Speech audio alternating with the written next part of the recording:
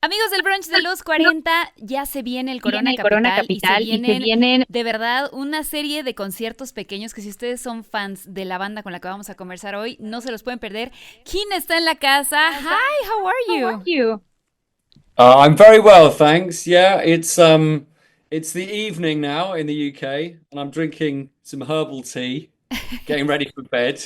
Oh my God, Oh So my that's it's God, the nice that's to speak to you because you're full of like lunchtime energy. yes, of Which is yes, great. of course. course. Also, that's the Also, most that's the British most thing I could hear from you right now. Very British. British. Yeah, exactly. I love I that. love I that. should be I should drinking be a beer if drinking a I beer was if I doing the was doing the. Mexican way, but we're not. So thank you so much for having me here. And I know you guys are celebrating 20 years of a huge career. Hopes and Fears was released in 2004. And I wanted to ask you throughout all these years, in these 20 years, how have your hopes and fears have changed? Oh, I mean, it's been really interesting looking back, because when we wrote Hopes and Fears, like we were a struggling band. We'd lived in London for sort of 3 or 4 years. We'd been doing the circuit there. We were just like any other young people with a dream. We wanted to make a success of this thing that we loved.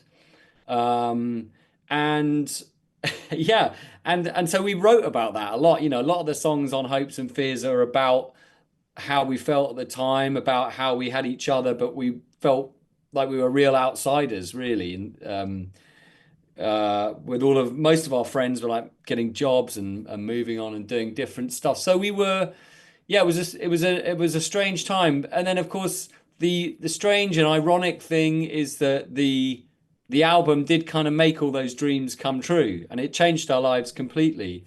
Um, and so yeah, when you're young, I think your hopes and fears are, they're the big things. They're love and work and all of that kind of stuff. And as you get older, I think it changes. I'm life is more subtle now. I worry about my children. I worry about getting enough sleep. I worry about whether I can still going to be able to sing tomorrow. It's a different set of concerns. But yeah, but now I feel life is much steadier. It's more relaxed. I love that. I And I love love that, and that I you're love that you're still around, still around. that we still get music from you. I know you're going to release an album.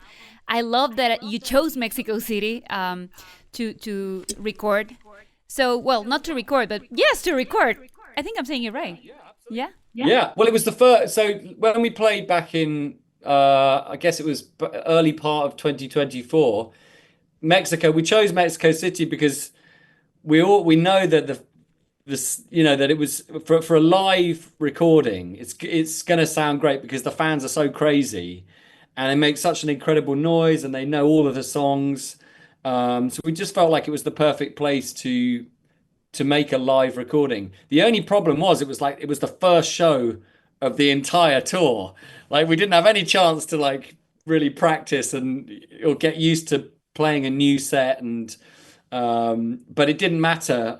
I think we all felt that night that we were carried on this incredible energy with the fans, and I think the recording came out just fine in the end. It was great. I'm so glad. I'm I so have glad. to make a confession. I have always wanted to see Keen live. I haven't gotten the chance so far. It makes me so sad. Every single time you're here, something happens, but it's gonna happen, and I'll make it happen. And what I love about this last single you released, See You on the Other Side, is that it talks about struggling. And you just said you were a struggling band. When you look at who you are right now as a band and as a leader as well, um, what would you say is the biggest struggle you faced, and that when you look back, it makes you say, I'm so proud we did overcome this? Well, I think as a group of people, we've all been through our own different struggles, right? I think um, yeah, we've all had problems along the way, like, and I think, I had problems with addiction and depression and some like really dark times in my life where I felt like I really lost my way.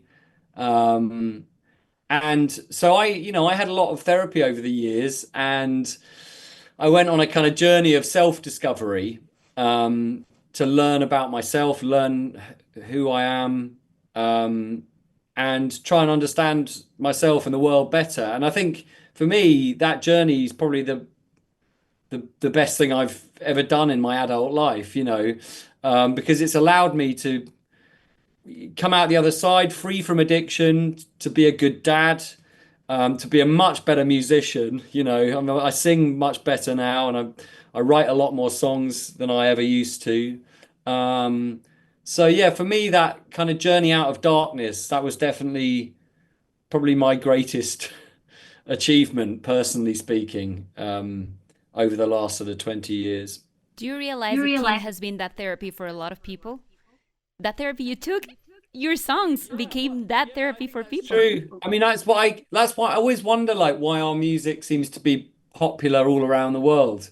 And I think that's probably it. It's like I think it's music that's very authentic and emotional. And I think people can identify something in the music that speaks to them about their lives. And we're always, yeah, the songs are often quite sad, but also quite hopeful. And I think that's how we all are, right? I think most of us go through life with that tension between, things being tricky, but looking for the moments of release and joy, going through difficult times, but also knowing that on the other side there's something better waiting. And I think that's what we try and kind of encapsulate in our songs. Even songs that are about, even the Keane songs that are sort of songs of real heartbreak. I always feel like there's a sense of hope, or a sense that we're all in this together in the songs. And I think that's why they seem to have reached out to places like Mexico, and but also, yeah, all around the world. I have to tell you that, of course, I cannot sing it like you, but I always choose Somewhere Only We Know in my karaoke nights because I feel like it's that song that allows you to make it all out, like everything you've been holding inside. And I think that's what Keane is. And I wanted to ask you because we are in an industry that has changed. Well, you are in an industry that has changed so much throughout the years. Now we have social media. People can release songs without a label. And also, the taste of fans have changed so much. How have you managed to stay true to yourselves? Because whatever we hear from you, it sounds like you. It never sounds like you're trying to be someone else. How have you managed to stay, um, you know, or remain yourselves? Well, I think we have. I mean, we're quite a kind of old-fashioned indie band, and I don't think there are many indie bands around these days, because it's so easy to make, as you say, it's so easy to make music in a home studio on a computer. You don't necessarily need a bunch of musicians. So when you could do so much on your own. But when we started as a band, as musicians and as playing music as kids, you had to have each other. You had to have a bass player. You had to have a drummer. You had to have and you had to be in a room and you had to play in order to create the sound that you wanted, and to kind of give life to the songs that you've written. And we still hold true to that. We still love that. We still love getting in a room and playing together, and working songs out. So we're very much like an old school band, and yeah, we've stayed pretty true to that. I think also there are things that we do well as a band. Like, I think we obviously have quite a unique sound with all the pianos, and that's something that I guess makes us stand out from other bands, and that's sort of a unique signature of Keane. But I think it's also just it's interesting. We've been over the last year we've been writing a lot, for another album, and I've been reflecting on what is it that makes a Keane song. What are the kind of rules? Are there any? I suppose it's like what we were talking about earlier on. It's you want the songs to be something your audience can put their own thoughts and feelings and experiences into. So you don't want them to be too specific in a way. And so I think, and I think we like the sound of like more classic songwriting.